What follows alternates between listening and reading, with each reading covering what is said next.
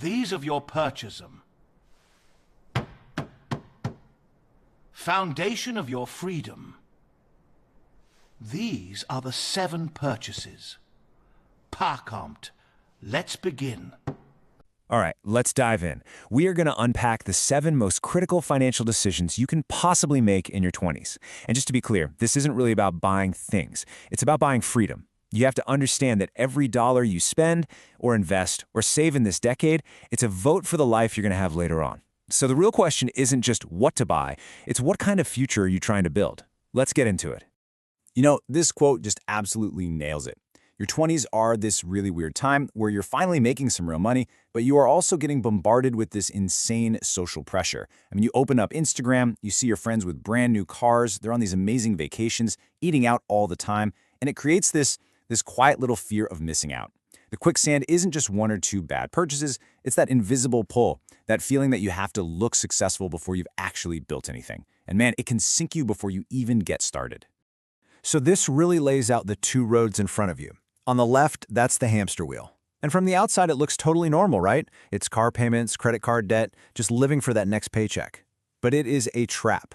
The path on the right, well, that's the escape route. And it's not built on trying to earn $1 bazillion. It's built on making smarter, more deliberate choices with the money you have. Every single financial choice you make is pushing you down one of these 2 roads. There's really no standing still. Okay, so here's our game plan. First, we have to really understand the problem, that financial quicksand. Then, we're going to build our way out with a 3-part plan. We'll start with the foundation, investing in the single most important asset you'll ever own. Then, we're going to fire up the engine to actively create new income. After that, we hit the accelerator with ways to make your money work for you even when you're sleeping. And finally, we'll put it all together and talk about playing the long game. So let's just tackle the biggest myth head-on. There's this idea that your 20s are kind of like a throwaway decade, financially speaking. You know, you're supposed to be broke, you're supposed to have fun, and you'll figure out all the money stuff in your 30s. But that's like deciding to run a marathon and not training for it until the day before the race. I mean, it's insane, right? You wouldn't expect to finish. Your 20s are not the party before the race. They are the most important training miles you will ever run. This is the decade where every small choice gets magnified by time. And this right here brings us to maybe the most powerful force in the entire universe of finance: compound interest. It's actually a really simple idea. Your money makes money, and then the money your money made starts making its own money. The secret ingredient isn't having a ton of cash to start. The secret is having a ton of time. $1 you invest when you're 22 has more than 40 years to grow and work for you.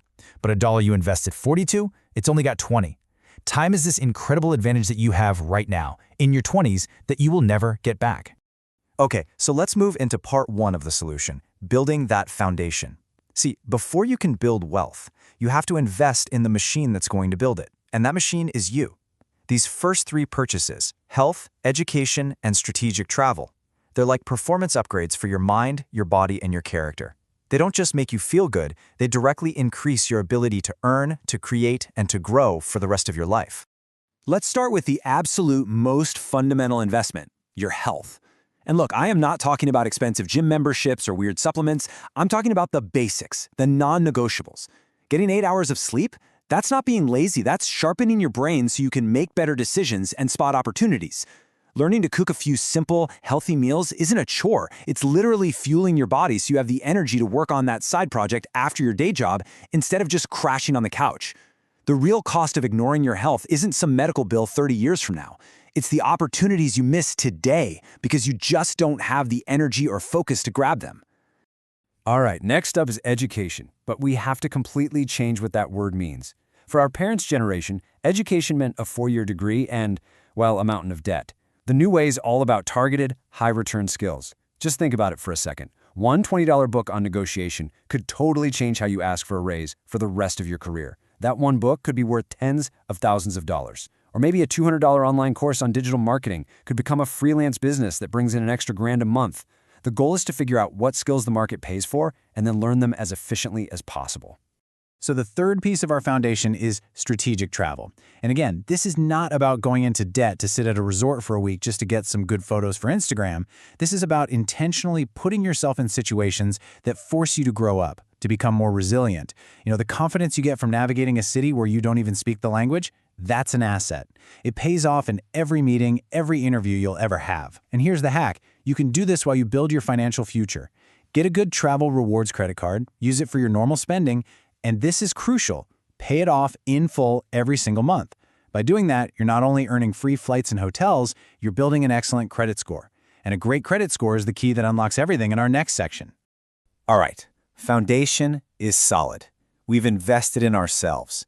Now, it is time to build on top of that by starting the engine of wealth creation. This is where we shift from just improving ourselves to actively generating new streams of income. And we're going to focus on two of the most powerful ways to do that: building a side hustle and buying your first piece of real estate. So the first part of our engine is a side hustle. And let's just bust a huge myth right now. The really successful side hustles, they're rarely free. They're small businesses, and businesses need investment. Maybe that's buying a good camera to start a photography business or the right software for video editing. But here's the secret. Don't just chase whatever is trendy. Look at what you're already good at or what you're genuinely curious about. The best side hustles are built on real skill and passion, not just a hope for some quick cash. Now for what is probably the single most powerful wealth-building tool out there for the average person: real estate. It all comes down to one kind of magical concept: leverage. Think of it this way. If you want to buy $300,000 worth of a stock, you need, well, $300,000 in cash. But to buy a $300,000 house, you might only need 10 or 15 grand for a down payment. The bank puts up the rest. This lets you control this huge, valuable asset with just a tiny fraction of its cost, but you get to benefit from 100% of its growth. It's a financial superpower. Okay, so the idea of buying a whole house in your 20s. I know, it sounds intimidating, if not completely impossible. So how do you actually pull it off? Well, the most popular way is a strategy called house hacking. It is a brilliant way to get your foot in the door. The idea is simple. You buy a property with more than one unit, like a duplex, or even just a regular house with a few extra bedrooms. You live in one part and you rent out the rest. The goal is to have your tenants pay down your mortgage for you. Let's just look at a quick example of how this plays out in the real world. A $2,500 mortgage payment? That sounds impossible for most 20-somethings. But with house hacking, you are not paying that bill by yourself. If you rent out that second unit for, say, $1,500 and maybe a spare room in your own unit for another $800, well, you're bringing in $2,300 in rent. Your total housing cost is now just $200 a month. You basically eliminated your single biggest expense, and you're building equity in an asset that's probably going up in value, all while living for almost free. This one move can completely change your entire financial life. So we've built our foundation, we've fired up our engine. Now it's time to hit the accelerator. And the strategy here is a pretty simple push-pull. We're going to push as much money as we can into passive investments that grow over time without us having to do anything. And at the same time, we're going to pull our money out of the things that are silently destroying our wealth. It's all about playing offense and defense with your money at the exact same time. I want you to just take a second and look at this number. $300,000. That is not a lottery prize. That is the price of waiting. That is the financial penalty you pay for starting to invest at age 32 instead of 22. It is the single most expensive mistake you can possibly make in your 20s, and it's a mistake that happens silently, through nothing more than just putting it off. Time is an asset you only get to spend once. So let's see exactly how this works. Imagine you invest just $200 a month into a simple S&P 500 index fund. That's basically just buying a tiny slice of the 500 biggest companies in America. If you start at 22, based on historical returns, you could be a millionaire by the time you retire. But if you wait until you're 32, just 10 years later, and do the exact same thing, your final number is almost $300,000 less. That's the beautiful, brutal math of compounding. Now for the pull side of the strategy, yanking your money out of the black holes that destroy wealth. And the biggest, most tempting black hole for people in their 20s is their car. Here's the mindset shift you have to make. You are not buying a car, you are buying transportation. One is a tool to get you from point A to point B. The other is a shiny status symbol designed to impress people, usually paid for with money you don't really have. It is an asset that is guaranteed to lose a huge chunk of its value the second you drive it off the lot. And this right here, this is the true, staggering cost of that new car.